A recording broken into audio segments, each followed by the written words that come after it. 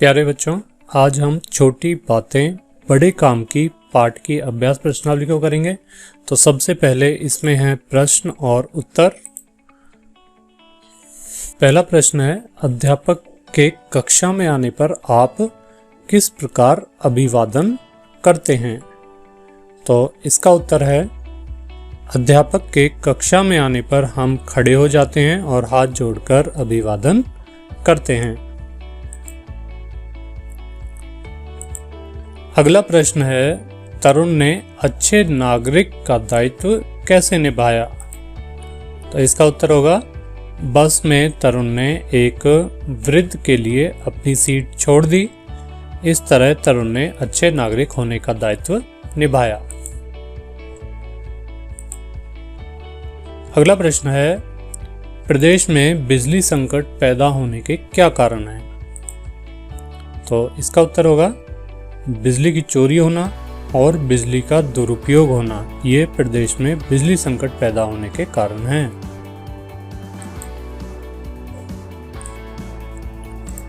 अगला प्रश्न है, पानी को व्यर्थ बहने से कैसे बचाया जा सकता है? तो जब आवश्यकता ना हो तो नल बंद कर देना चाहिए। इस तरह से हम पानी को व्यर्थ बहने से बचा सकते हैं। और अंतिम प्रश्न है, अच्छे नागरिक बनने के लिए कौन सी आदतों को अपनाना चाहिए? तो इसका उत्तर देखते हैं। अच्छे नागरिक बनने के लिए निम्न आदतों को अपनाना चाहिए: बड़ों का आदर करना, समय का पालन करना, पानी और बिजली को बर्बाद न करना, सभ्य भाषा का प्रयोग करना, स्वच्छता का ध्यान रखना, बस ट्रेन में चढ़ते समय धक्का मुक्की न करना। तो ये इस पाठ के प्रश्न उत्तर थे। अब आगे चलते हैं। आगे हमें हाँ या नहीं में उत्तर देना है। हमें बड़ों का आदर करना चाहिए। जी हाँ।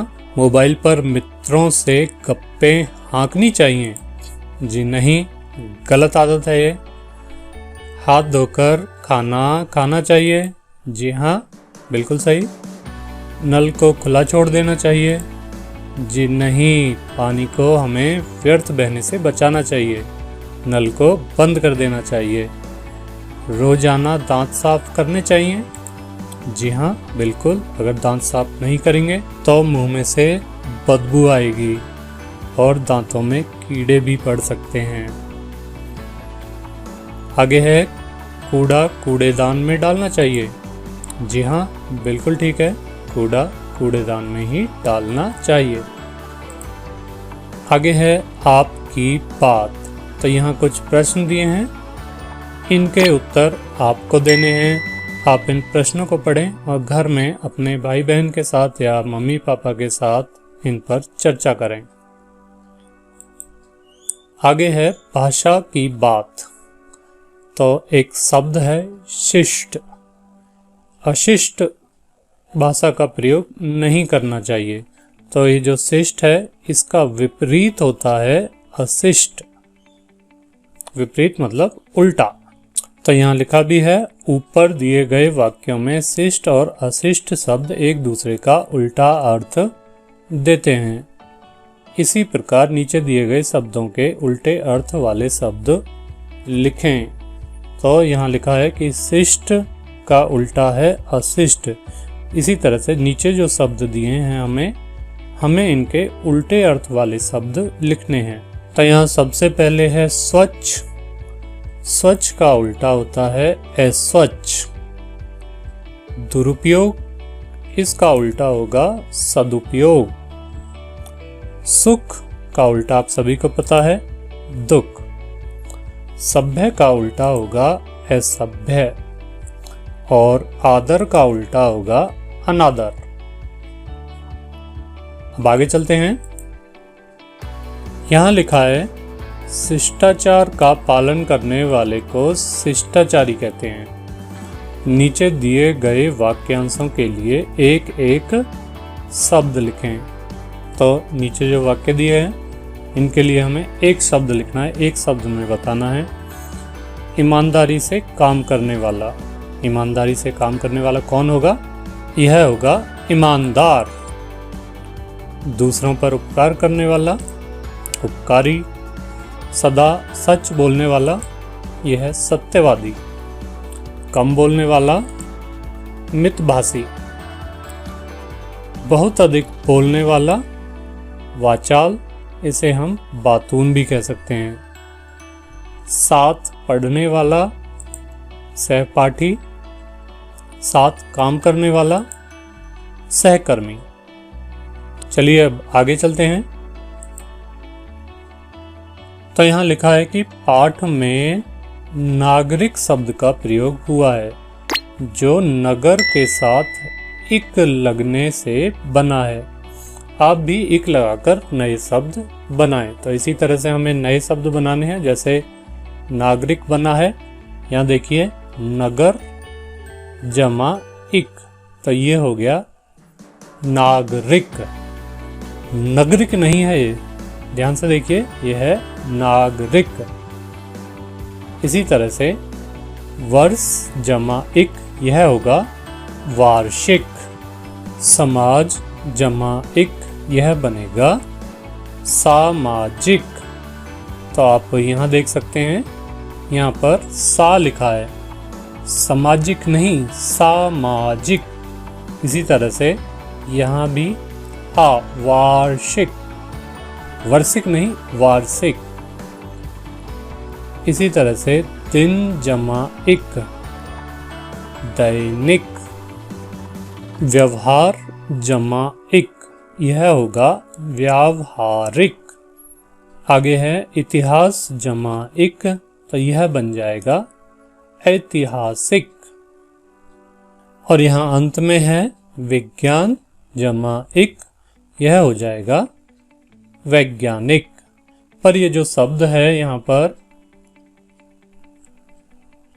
विज्ञान जिसे मैंने बोला, इसका सही उच्चारण होता है विज्ञान, क्योंकि ये जो वैज्ञानिक जिसे हम बोलते हैं, यह बनता है जय और य से मिलकर के, तो इसका सही उच्चारण होता है ज्य। ये हुआ हमारा विज्ञान और ये हुआ वैज्ञानिक। अब आगे चलते हैं। यहाँ है पढ़ें, समझें और लिखें। तो यहाँ ये हमें एक मोबाइल दिखाया हुआ है और यहाँ पर एक कंप्यूटर है। मेरा प्रयोग होता है, हमें बताना है कि इनका प्रयोग किस लिए किया जाता है। संदेश भेजने के लिए। इन दोनों में से हम किसका प्रयोग करेंगे? संदेश भेजने के लिए हम प्रयोग करेंगे मोबाइल का। समय व तिथि देखने के लिए किसका प्रयोग करेंगे? मोबाइल का ही करेंगे।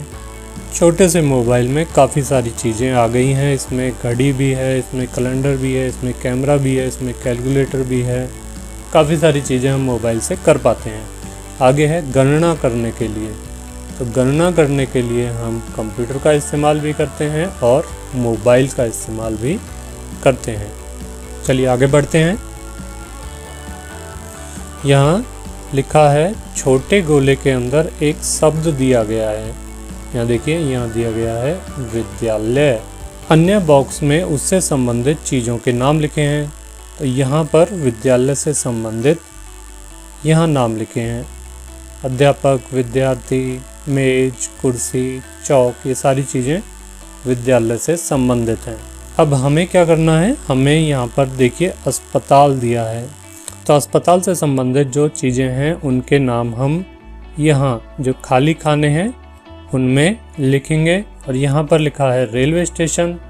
तो रेलवे स्टेशन से संबंधित जो चीज़ें हैं उन्हें हम यहाँ पर लिखेंगे। चलिए ऐसे करते हैं। तो अस्पताल से संबंधित क्या क्या है? अस्पताल से संबंधित है डॉक्टर और मरीज, दवा, नर्स, एम्बुलेंस, ये सारी चीज़ें हमें अस्पताल में मिल जाती हैं। आगे बढ़ते हैं। रेलवे स्टेशन से संबंधित चीज़ें क्या क्या हैं वो बताना है। तो ट्रेन, यात्री, प्लेटफार्म जहाँ पर यात्री अपनी ट्रेन पकड़ने के लिए खड़े होते हैं, और टिकट घर जहाँ से यात्री टिकट लेते हैं, और टिकट चेकर जो यात्रियों की टिकट को चेक करता है उसे टिकट चेकर कहते हैं। तो ये सभी रेलवे स्टेशन से संबंधित हैं। तो ये इस पाठ की अभ्यास प्रश्नावली थी। आपको यह वीडियो पसंद आई है तो इसे अन्य साथियों के साथ शेयर करें और चैनल को सब्सक्राइब भी कर लें ताकि आपको ऐसी वीडियो मिलती रहें। धन्यवाद।